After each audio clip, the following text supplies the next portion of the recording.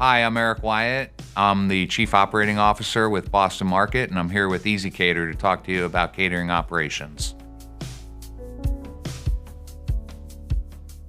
I think from a checklist standpoint, it's important to make sure that you don't have too many, and you have the ones that make sense from probably the day before or whenever the catering order comes in. But for the most part, catering orders will come in sometime the day before. And so that prep work and how you try to make sure that everybody knows their role, whether it's the prep person that night who doesn't really necessarily support catering per se, but they have a prep checklist that they need to do for both base business as well as retail.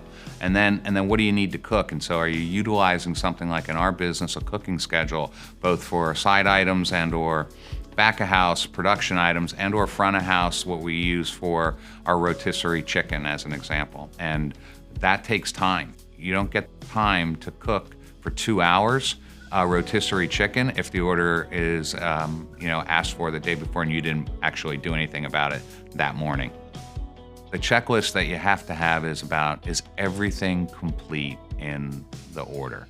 So you have to make sure that, first of all, you took the order correctly and you confirm the order, but then you have to really make sure that everything is in the order, right? And so that checklist of spoons, napkins, cups, lids, and anything, even additional items, that's what I call a +1 to help make the overall experience like, oh, I didn't order that? That's cool. They put in 10 cookies.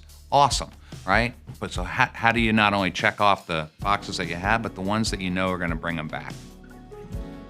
It's more than one person who needs to be accountable for the checklist, because you have your back of house person who's putting some of the production pieces together, but you also have the catering coordinator or the person responsible for the delivery to go out. Is that final resting space where they have to make sure that everybody has checked the boxes and then they check their boxes. I think the other thing that's really important is to get feedback from your teams. I want to make sure that the hourly associate or the shift supervisor gets the opportunity to give feedback and what's working and what's not, just as much as a general manager or an area manager or director of operations. And it's really important to listen to the feedback, because that's how you'll be able to iterate and elevate very quickly afterwards. But if you wait and you think that you have all the answers, it's going to be very difficult to get buy-in, and again, it's not necessarily about you're selling something, but about getting folks to really believe that it's possible. Because I think when you help them to understand that they're just as much of a part of it as you are, you're going to elevate the overall business in a much quicker way, that they actually have a say in the catering business.